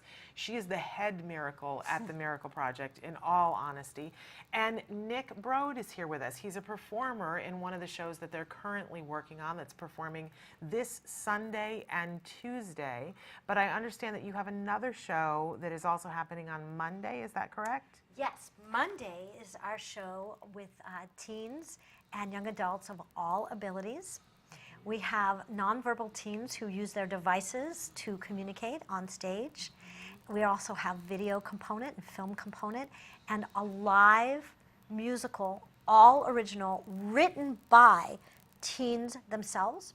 It's called Heroes Like Me, and it's about how each of us are our own superhero. And how do we work together and bring our talents and our strengths together to create miracles? 2 of our students have written the play, and it's really about finding their own strength to defeat the overlord. Okay. And it's exciting and musical and intriguing. So It's a wonderful comic book style. There are so many things to talk about. I mean, we really could have you on every day and never get to the end of talking about all the different things. The benefits for all of the individuals who are participating, whether it's individuals who are facing challenges on the autism spectrum or the other people who are in the show that help support them. There's something beneficial just in the process that if you never got to a performance, they would all. I mean, I've seen the difference, Elaine, when you've had the opportunity to work with somebody and how different and how they feel about themselves and the self-esteem that's amazing. But beyond that, the fact that there is a performance and what they gain from the performance and what the audience gains from the performances that you guys have, I don't think that I can convey completely how important it is that what you do on all those different fronts and how much people should make an effort to participate. People should make an effort to see the shows, which is hard because your shows sell out. Yes. Because they're renowned. People know. I had the opportunity last summer to come to performances that Nancy's son was in, Wyatt, Nancy Alspaugh Jackson that we're referring to, and it blew my doors off, Elaine. It blew my doors off. It was really, really incredible, and to think that this is what you're doing every day is impressive. But people watch the show and they say, oh, but you're doing that in LA. That's what's happening in LA. Why isn't there something like this in my neighborhood? So what do you want to say to them about that? So thank you, Shannon, for really capturing the spirit of the Miracle Project. We like to say that the performance is not just the icing on the cake, it's the sprinkles on top of the icing on top of the cake.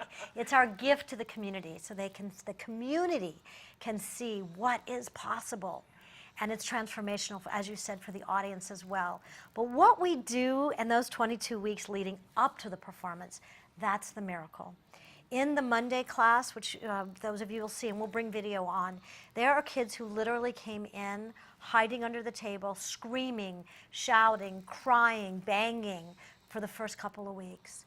And gradually, as we embrace everyone, we understand their sensory needs, we follow their lead, we have them joined by typical teens, help them feel safe and comfortable and refreshed in an environment of unconditional love and support. They start to grow. The anxiety is lessened. Right, Nick? You remember that? Yeah. And Nick used to be in one of our most challenged classes, and now he's a star in our most advanced class.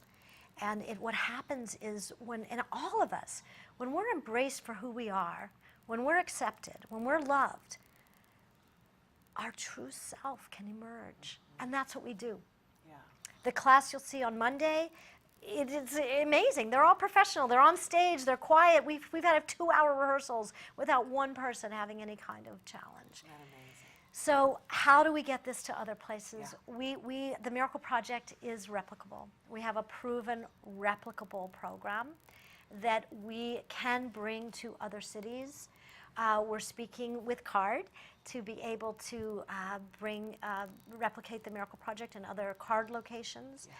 We also are available as consultants. I consult for Brown University. Mm-hmm. We've trained people in New York. We've trained people in Missouri, in Springfield, Missouri.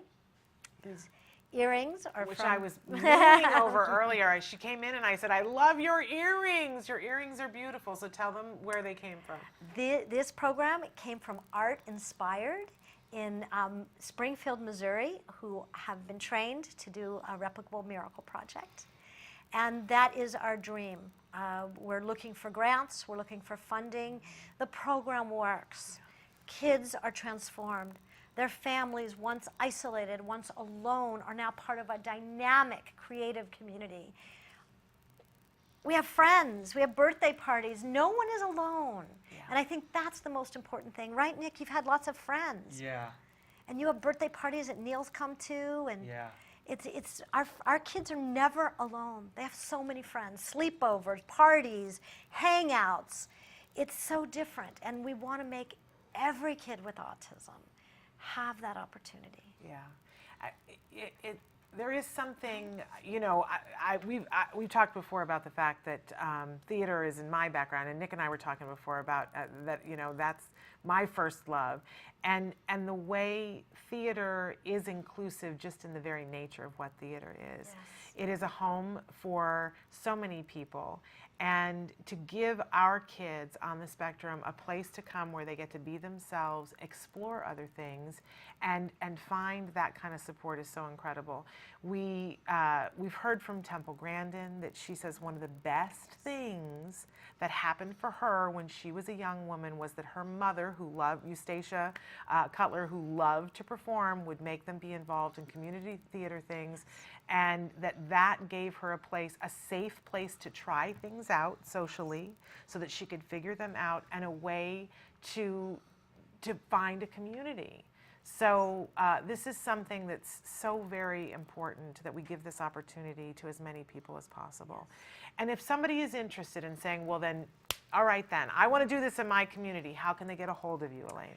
They can go to our website, themiracleproject.org, and just email us in info@themiracleproject.org, and we'll get back to them right away, probably after the shows, but we'll get back to them within a week to let them know how we can do this. And correct me if I'm wrong, but if they wanted you to come, there are ways that they can arrange for you to come and to bring your team to, you get on planes. I know this about you. Yes. You are willing to travel, but if they want to learn how to do it themselves, there are ways that you can work that out with them as well. Absolutely. I was in Detroit last Friday. I'm going to be in Omaha, Nebraska this Friday.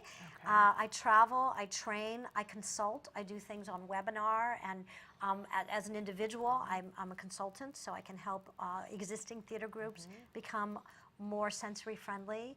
I train how to make traditional performances more accessible to individuals with sensory needs, and we were talking, almost all of us have sensory needs. Yes. So what can we do to help to be able to bring more audiences with sensory needs into regular productions? So I'm available as a consultant through phone, through webinar, and yes, I get on airplanes, and my team gets on airplanes, so there you go. We are available. Okay, so many more things to talk about. Have you got some more time? Yeah, we're okay. good. You got some more time? Yeah. Okay, so we're going to take a break, and then we're going to come back and talk about, how everybody got here. I always love to hear the backstory of, I think people need to know about how you came to this, how you came to this community, and how Nick found and the Miracle Project and what this has done for him personally. So we'll figure all of that out after these messages. Stick with us. Wonderful. What do you think about ABA treatment? ABA is the one that's documented, but I think that's what I think is important with little kids, the intensity. If this kid's 2, 3, and 4 years old, he needs 20 or 30 hours a week of intensive early intervention, working one-to-one with an effective teacher. And an effective teacher knows kind of how just hard to push, because you've got to stretch these kids. If you don't stretch them somewhere, they don't advance. You push on them too hard, they go into sensory shutdown. The worst thing you could do with an autistic 2-year-old is to do nothing with them and just let them sit there rocking. And when I was very young at 2.5, ABA type things were used on me, but it wasn't called ABA in that day. My teacher would hold up a cup and she'd speak slowly. You got to speak slowly to these kids because there's auditory processing problems. She'd say cup, and then I'd say cup, and the teacher would praise me. That's very similar to ABA. ABA in its original form is a little kids program. The whole idea is you're trying to get language jump started. And I like the more flexible kinds of ABA. You got different levels of kids. I had ABA type stuff when I was young, but then after I pulled out of it, I didn't have to go through elaborate things of getting ready for school. I still have this habit now today. I lay my clothes out the night before that I'm going to wear, so when I'm sleepy I can just get them on. And then you have other individuals where they've got to do very structured, breaking down the task analysis. This is where after you get out of the little kids and you get them talking, they kind of diverge into different levels of functioning. And a type of ABA program that'd be suitable for a very severe kid would not be something you'd want to do with a mild Asperger kid, because you're going to bore them to death and make them hate school. Absolutely.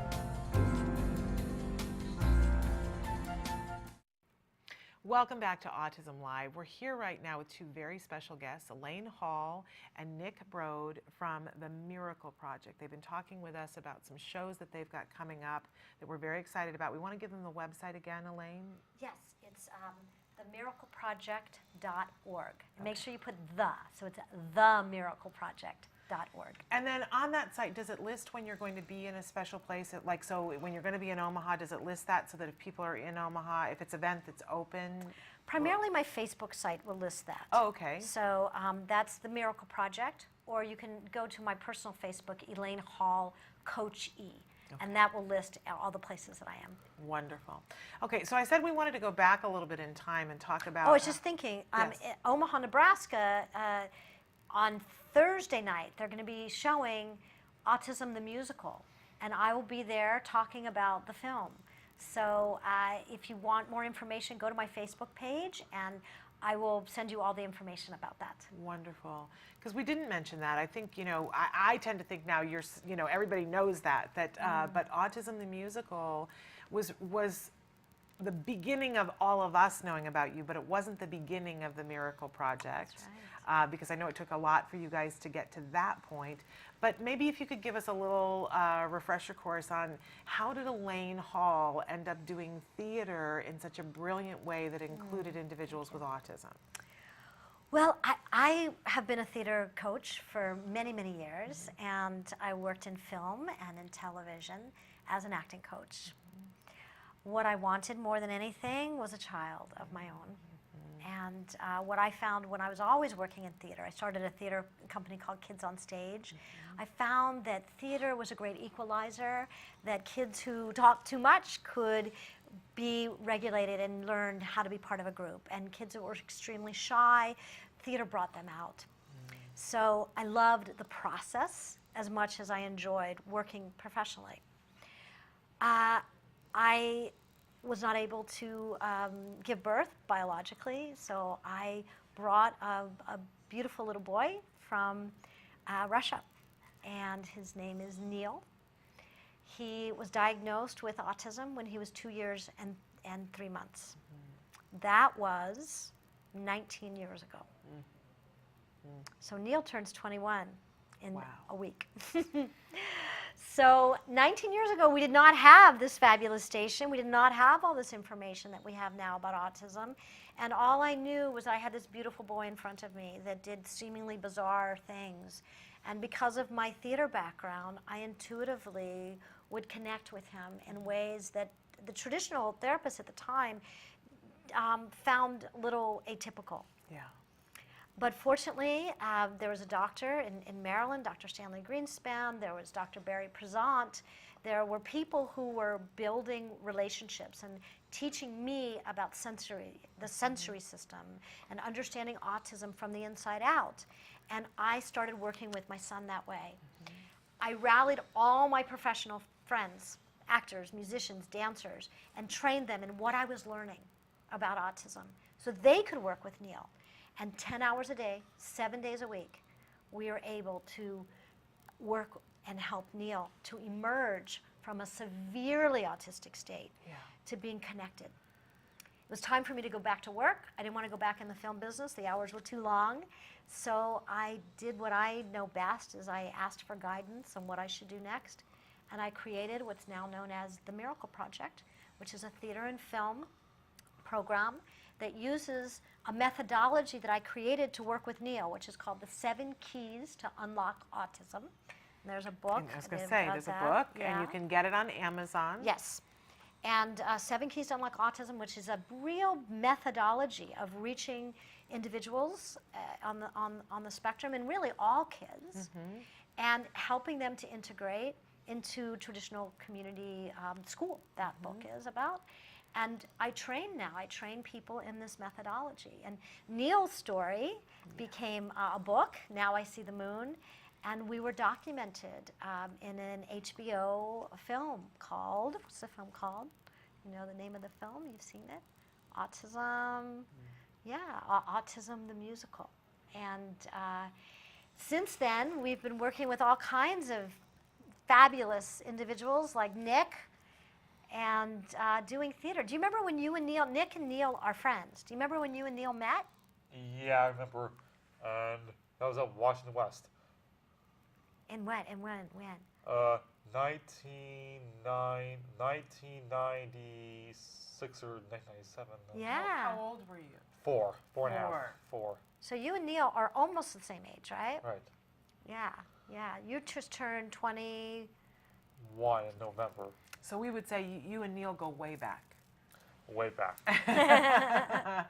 Way back. That's wonderful, though, to have friends for that long of a period of time.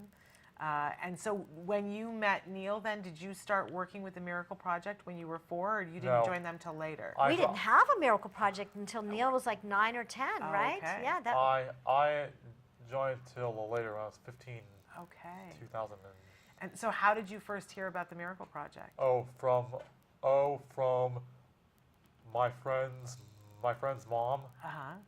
And did you join the Miracle Project and start doing the classes, or did you see a performance first and then decide? I saw an autism musical, Uh-huh. and I decided to be in the class. You saw that and said, boy, I want to do that too. Yeah, yeah. And but so you've been working with them for a really long period of time. Is this the first time that you're the big star of the show? Yeah, this is the first time. It's pretty exciting, huh? It is really so exciting. I think that's wonderful. And I can't wait for people to see you, because obviously we heard the song. It's very fun. Did you help to write some of the stuff in the show? Yeah, I did. I helped write the song, and you guys do, you help with everything, right? You help build the set? yeah. My dad actually made the boxes for the actors to sit on. Okay. And then you guys help even with things like painting, right, for the set? I don't. You don't.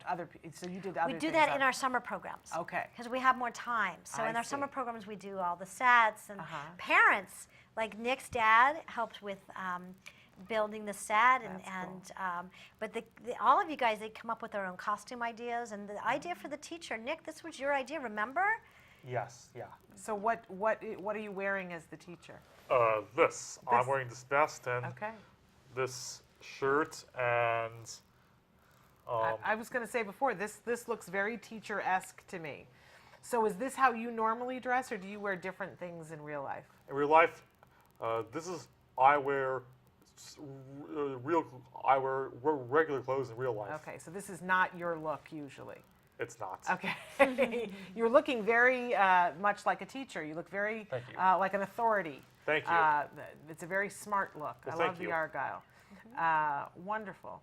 And so again, this show, you're premiering on Sunday. You're opening on Sunday, but that's sold out. Sold out. So you already missed it, folks. Sorry, but you could see there are a few tickets left for Tuesday night. For Tuesday night, yes. Okay. And where can they get those tickets again? TheMiracleProject.org. Okay. And then another show called Heroes Like Me, which is all about superheroes. That's on Monday. Okay. So we got 2 shows coming up. On Monday, Heroes Like Me, and Nick's show on Tuesday called The Intimidation Game. The Intimidation Game. I like that. And so again, we're talking about bullying in the show that you're in. I hate to ask this question, but have you ever experienced bullying, Nick? No, but I've heard bullying on the news. Okay. Well, it's something that a lot of people experience, whether they're on the autism spectrum or not. So it's wonderful that you're helping to shed a positive message about bullying and about how to prevent bullying and how to deal with bullying. We think that that's remarkable, the intimidation game. All right. Anything that I've left out else that we needed to talk about? Is there anything you wanted to share? Oh, yeah. Yes. I kind of put you on the spot here at the last minute. Nick, maybe you could talk about why you wanted to be a teacher this year. Because I want to have a lead role. I want to help the students in the play. I want to teach them. And tell how you feel. Remember when your lines, when you say, stop fighting, there can be, remember those lines? I want to stop them and tell them to be good and tell them to stop doing bad things. It's a good message. And stop acting mean and. It's a very good message. Yeah. Well, Elaine, I just think what you do is amazing. It is a miracle. You're very aptly named the Miracle Project. It's incredible work. And I hope that more people can find their way to take what you have done and spread it around the world. It's valuable work. I feel like I'm the lucky one. I get to know friends like Nick and my students that change my life bet. every single day. I'll bet. I'm the lucky one. I really want to encourage people to go and see one or both of these shows if you can make it to see them. I know from seeing past work, it's life-changing to be in the audience. It really is. We always talk about needing to have your batteries refreshed and to see what's possible, and boy, it's a huge pick-me-up to see one of your shows.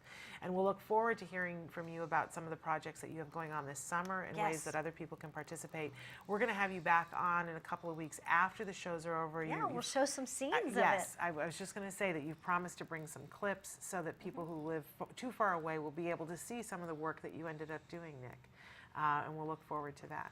We're going to take a break now. We're going to say goodbye to our guests and say good luck. You know what they say in the theater, break a leg. Do you guys say that at the Miracle Project? My dad always used to say have fun, because break a leg sounds so violent. So I'm going to tell you to have fun. Thank you. And thank you so much for being with us here today.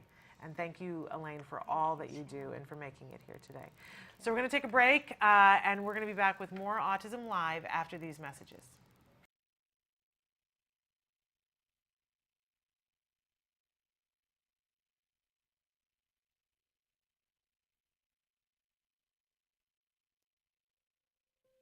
What would you do if your child was hurting? If your family's future was uncertain? If help seemed out of reach? Have you been given no hope? Taka means I am not alone in this. This is the reality for families affected by autism. And today, the number of children with autism is growing more rapidly than ever. Taka unites these families and ensures that they do not have to fight this battle alone.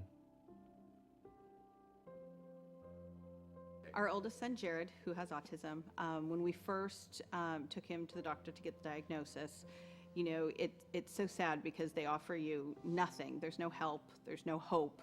One of the things that you learn with autism is being very grateful for even the small milestones. You know, when you first get the diagnosis, you go through all the range of emotions. You know, this can't be happening. Why is this happening? You have to get to a point where it's the emotion that has to be leading is, what can I do? The first thing that struck me was walking to a room and seeing, oh my gosh, we're not alone. And there is this very strong community that's already set. And something I still today associate with Taka the most is hope. To me, that's what Taka means. Taka means hope. It's like you've got all these dreams and goals of what your son's going to do, and you get your diagnosis and you're sent home. And that's it. There's no plan of action. There's no, here's autism, here's what we're going to do to make your life better and help him. It's strictly go home and try to process it and go on the internet. It was devastating, and you just, you know, you go through this 3-week of depression, and then you snap out of it. You have to. And then you start making phone calls and trying to figure out what is autism and what are we going to do. And then we found Taka, and it was life-changing. Autism, there really is no definitive answer. It is trying to find the resources that are out there that can assist you to help your child so that, you know, you just don't feel so helpless at those particular moments. There was direction, and there was hope, and there was a little ray of sunshine that he's going to be okay, and we're going to be okay. I always look back and think we would never be where we are. Carson wouldn't be where he is at without Taka.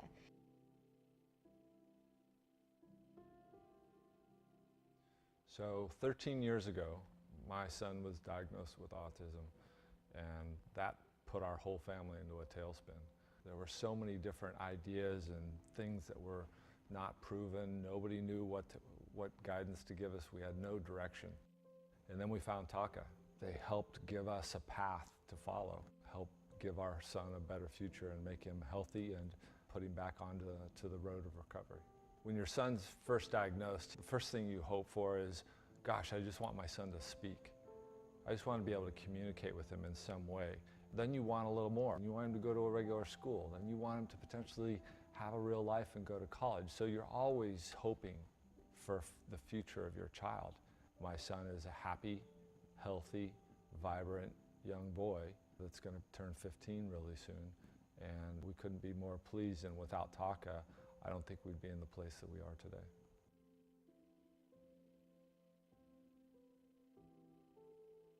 We believe the future is not defined for many affected by autism. There is hope and direction for these kids and their families. TACA is dedicated to providing community, support, education, and hope to families affected by autism. At TACA? At TACA. At TACA, We are families with autism helping. Helping. helping families with autism. Hi, my name is Matt. I am 19 years old, and I was diagnosed with autism when I was 6 years old. Autism is one of the fastest growing developmental disabilities in the United States, but I am living proof that with the right treatment, hope is possible. My future is not limited. Today, I am attending Fullerton Community College, and I run for the cross-country team for fun with my friends. It makes me feel proud when I think about my progress. Chances are you know someone affected by autism. Show them they are not alone and help others get on the road to recovery. Contribute to talk about curing autism today.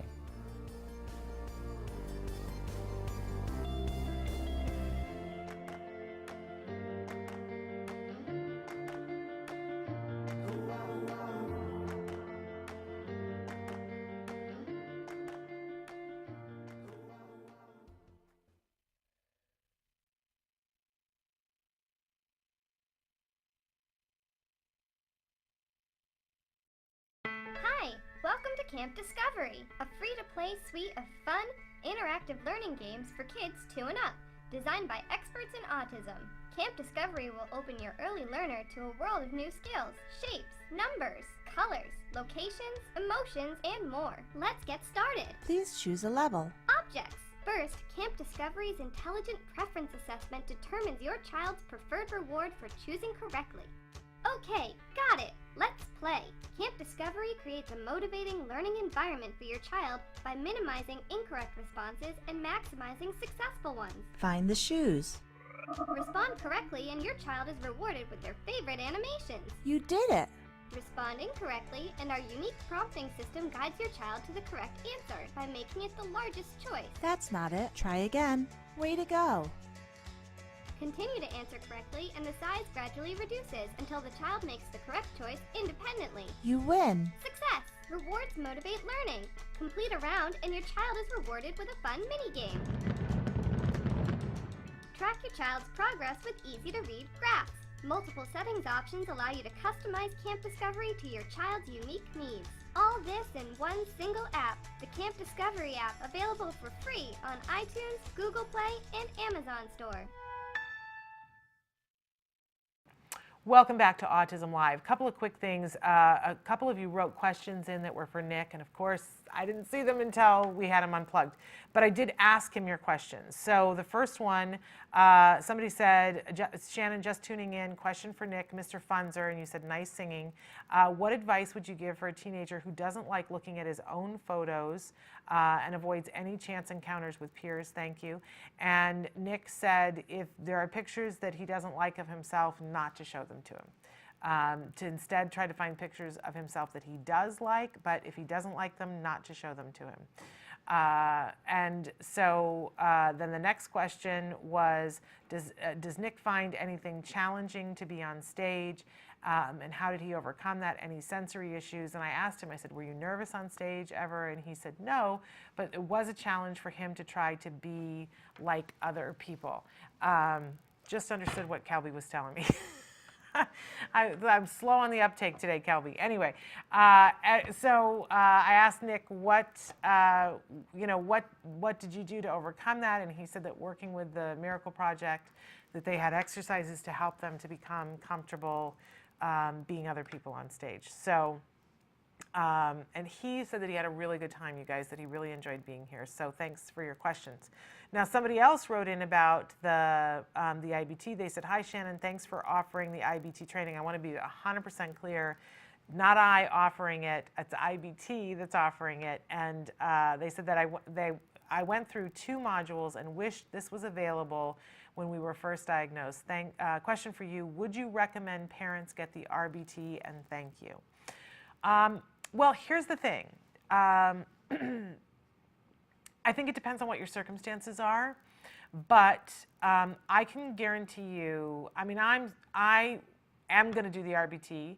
It's just a matter of when. I started it and then I didn't have the time to complete it. And the thing about the RBT is that you have to do all of the modules and complete your hours within a 90-day period. And for me, it was just a little rough for me. So at the moment in which I was trying to do it, because we had some other stuff that came up. But if I had the choice when my son was young, there was stuff I needed to learn. I needed to learn it. I desperately needed to learn it, and I needed to understand it, and I needed that for him. And I set about trying to figure out how to do that. RBT didn't exist, but I guarantee you if it had, I would have done it, because not only do you get the basics of that, but you get a certificate that says that you know how to do that, so that you can say when you're writing a letter on your IEP, that you are an RBT, right? There is now a new training that's bumped one more up from that, that is available on IBT that is more specific to autism. So I think at the very least, a parent needs to know the RBT. And why not have the piece of paper? And I don't remember what the designation for the one that's bumped up, but honestly, it's good. Knowledge is power, right? That's what our thing is for this entire week. Learn everything that you can, and if you can get a piece of paper that says that you learned it as well, it will only be to your benefit to advocate for your child, and it will be to your benefit if you want to go into a career that has something to do with all the things that you have learned. And a lot of parents do. A lot of parents do. And let's be honest, our community needs more people in more positions that are in the know, and that's going to be some parents. So we're almost out of time here, but I want to talk about a couple of different things. Register, register, register so that you get those free trainings, and tell everybody you know so that they can have access to those free trainings. You only have till Thursday. On the show tomorrow, Dr. Doreen Grampachet and Danny Bowman is going to be here with us to talk about Power Light Studios and to talk about Temple Grandin and Friends, which is coming up May 20th. Until tomorrow, give your kiddos a hug from me. Bye-bye for now.